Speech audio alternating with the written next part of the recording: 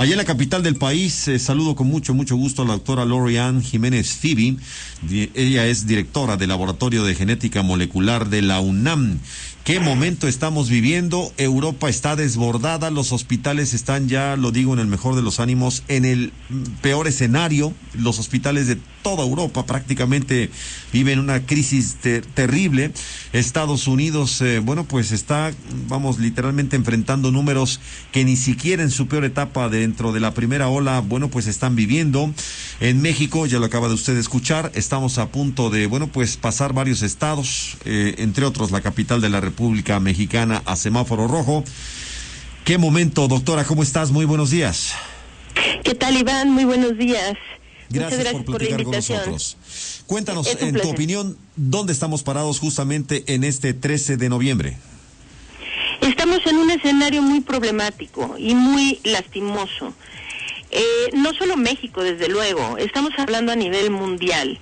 Necesita la gente, estaba ahorita escuchando al invitado que tuviste antes que entrara yo al aire, y me parece muy curioso la percepción de las personas sobre la situación de la pandemia. Esto sin duda es reflejo de la información deficiente que las autoridades han estado dando, ¿no?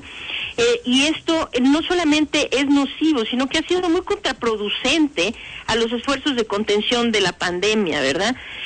La gente está mal informada y a veces da la impresión que es esa la intención de las autoridades. Eso está causando muchas muertes y debe parar. Debe parar esta falta de información por parte de las autoridades. Ahora, para contestar puntualmente tu pregunta, sí. Necesita la gente estar enterada de lo siguiente. Desde el mes de enero que iniciamos la pandemia allá en la provincia de Hubei, en la ciudad de Wuhan, en China, hasta ahora, necesitan entender esto. El día de ayer, fue el día que registró más infecciones y muertes a nivel mundial. Es decir, para ponerlo en términos muy claros, ayer 12 de noviembre se registraron 647,000 contagios alrededor del mundo y murieron 10,163 personas. Para poner esto en perspectiva, el mundo tardó 4 meses en empezar a registrar 200,000 casos diarios de forma constante, de forma consistente. Pero en menos de un mes, es decir, de mediados finales del mes de octubre a hoy, aumentamos en 200,000 casos el número. Quiere decir que a mediados finales de octubre más o menos se registraban 400,000 casos al día y hoy ya estamos rebasando los 600,000 al día. Esto es lo mismo con las defunciones. Las proyecciones, en este momento en el mundo hay 53.2 millones de casos de COVID registrados y 1.3 millones de seres humanos han muerto a consecuencia directa de esta enfermedad. Las proyecciones que se tienen para el 1 de marzo son realmente devastadoras. Las proyecciones nos indican que si algo no cambia sustancialmente de aquí al 1 de marzo, habrán entre 2.8 y 4.9 millones de seres humanos muertos por COVID-19.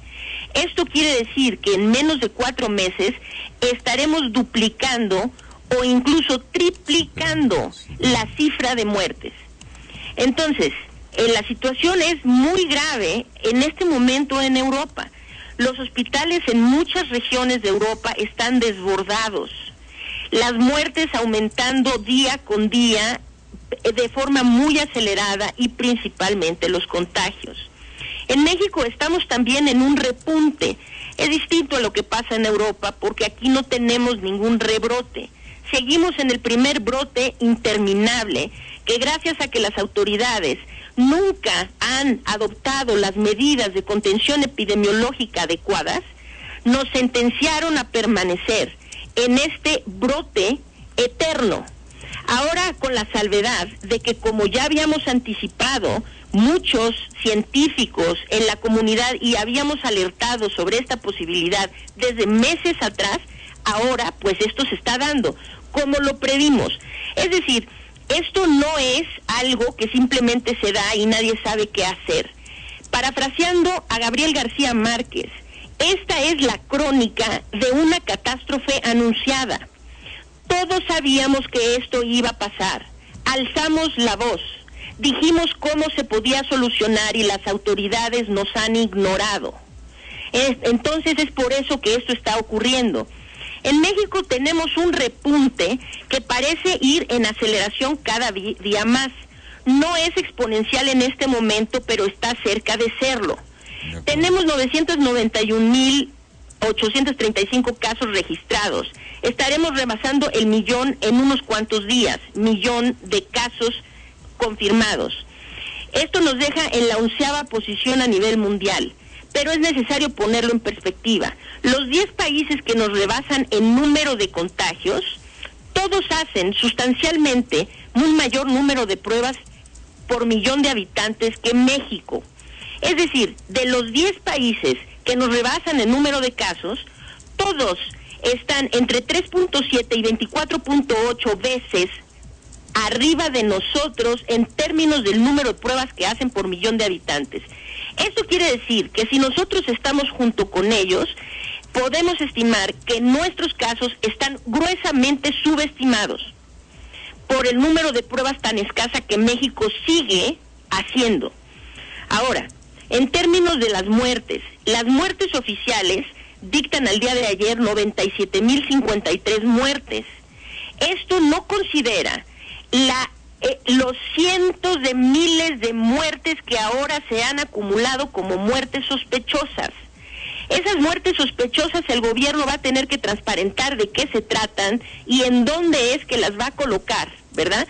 Porque decir que tenemos 105,000 muertes sospechosas, pues yo creo que alguien necesitaría dar cuenta o rendir cuentas más acertadamente sobre qué significan esas 100 y tantas mil muertes sospechosas, por una parte. Doctora, por la otra, el exceso de mortalidad, ¿no? Sí, claro. Doctora, te interrumpo un segundito, tengo encima el corte, no quiero que te tome la guillotina. Déjame hacer una pausa de 2 minutos, regreso enseguida para preguntarte, ante una política que yo no veo que vaya a cambiar, hablando de una política sanitaria en México, ¿qué alternativa tenemos los mexicanos para hacerle frente a este que tú has llamado brote eterno? Déjame hacer la pausa, Lori-Ann, y regreso contigo. Con mucho gusto. Gracias. Caliente. Informativo 102. 8:35, estoy platicando con Lori-Ann Jiménez Fibi, que es la directora justamente, de este laboratorio biomolecular de la Universidad Nacional Autónoma de México. Es analista y es una de las voces, me atrevo a decir, más fuertes y críticas respecto al manejo de la pandemia, no solo en México, en el mundo entero. Está claro, doctora, que no va a haber un cambio de política en este país respecto al manejo justamente de esta tremenda enfermedad. Entonces, dicho lo anterior y con base en los números que nos has explicado ampliamente esta mañana, ¿qué le queda a la sociedad mexicana? ¿Cómo debe actuar el grueso de la población ante esto que pues, ya es una realidad? Hemos coexistido con ella 8 meses, doctora. Así es. Contesto tu pregunta con mucho gusto puntualmente, nada más que antes quisiera tomar la oportunidad para decir esto. Sí. Hace un momento en el primer segmento me expresé equivocadamente y no quiero que esto se preste a confusiones. Hablé de más de 100,000 defunciones sospechosas. El término correcto son defunciones en el exceso de mortalidad. Las defunciones sospechosas que tenemos hasta el día de ayer rebasan 15,000, no 150,000. Okay. Lo que rebasan los 150,000 defunciones es el exceso de mortalidad atribuible a COVID-19. Quería hacer esta puntualización porque pues mi última intención es perpetuar la desinformación, ¿verdad? Sí, estábamos hablando justamente de ello. Sí, clara en este punto, ¿no? Ahora, para contestar tu pregunta, sí, desde luego, hay mucho que nosotros como población podemos hacer, debemos hacer. No es responsabilidad solo del gobierno y esto tiene que quedar muy claro. Esto tiene que ser un trabajo conjunto de gobierno y de la población y ambos deben asumir y llevar a cabo cumplir con las responsabilidades que les corresponden, porque en esto estamos todos juntos. Estamos todos en esta crisis y solamente juntos podemos darle la vuelta a este problema y cambiar el rumbo de la pandemia en nuestro país. Lo que la gente puede hacer es esto. Uno, no minimicen el problema, no minimicen el riesgo. Entiendo que todos estamos cansados de oír de la pandemia, de tenernos que cuidar, de tener esta preocupación encima. Todos estamos cansados de ello. Pero lo que debemos entender es que quien no se ha cansado es el virus. Y el virus no se va a cansar y se alimenta de nuestro cansancio. Esto quiere decir, no podemos bajar la guardia, sobre todo en un momento tan crítico. La situación que vivimos en este momento va a marcar un hito, una pauta de cómo van a ser los siguientes 4 o 5 meses. Pueden ser catastróficos o podemos mejorar esa situación. La mejoramos. 1, todo mundo debe cuidarse del contagio y se puede cuidar del contagio utilizando correctamente un cubrebocas siempre que salga de casa.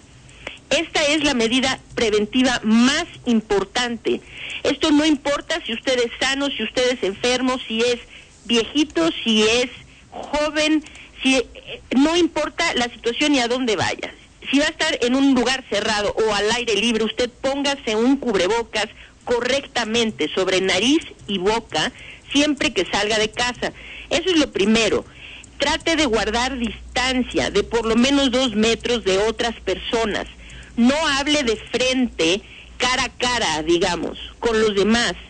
Eviten en los lugares cerrados hablar, sobre todo en voz alta, gritar, etcétera, en el transporte público. Esto ayuda mucho a disminuir la concentración de aerosoles potencialmente infecciosos en el aire. Entonces, hay que usar el cubrebocas, guardar distancia, evitar espacios cerrados, particularmente si están poco ventilados. Ventilar espacios es muy importante y desde luego seguir las medidas sanitarias de lavado de manos y desinfección de superficies. Esto es lo que nosotros como población podemos hacer. Muy bien. Prevenirnos del contagio. Y si nos contagiamos, la mejor manera, la más efectiva, la más barata, la más expedita, de no terminar en el hospital y posiblemente muertos, es detectar de forma temprana los signos de COVID-19, autovigilando sus oximetrías, su pulso y su temperatura diariamente en casa, y ante cualquier signo de alarma, buscar atención médica de inmediato. No esperen a tener síntomas graves de COVID. Una persona con síntomas graves de COVID generalmente tiene un daño pulmonar que ya es tan extenso que hay muy poco que se puede hacer por salvarle la vida. Entonces, ¿cómo salvamos vidas?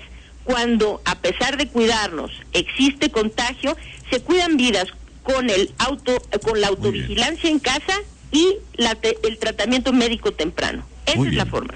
Doctora, para ser muy coloquiales, si tú me permites, entonces la frase sería: no se vale decirnos cansados y hartos de esta situación. Correcto. No podemos estar cansados, al menos que estemos dispuestos a arriesgarnos a morir. Y eso no puede ser. Durísima la frase, pero más vale hablarla con realidad y con corresponsabilidad de cara a un auditorio que necesita información veraz. Dorian, te mando un fuerte abrazo, doctora, y estamos en comunicación. Gracias por tu voz. Al contrario, un placer siempre estar en tu programa, Iván. Muchas gracias. Cuídate mucho, por favor. Lori-Ann Jiménez Fibi es directora del Laboratorio Biomolecular de la Universidad Nacional Autónoma de México. No se vale tirar la toalla, punto. Esto tiene que ver con la charla que he sostenido esta mañana con Alejandro Moreno, director de encuestas del Financiero, que dice que el 60% de la gente dice que ya está harta, ya basta, ya, lo que venga. Y bueno, pues estamos hartos, sumándonos a esa encuesta, en el peor momento para estar hartos. Complicadísimo.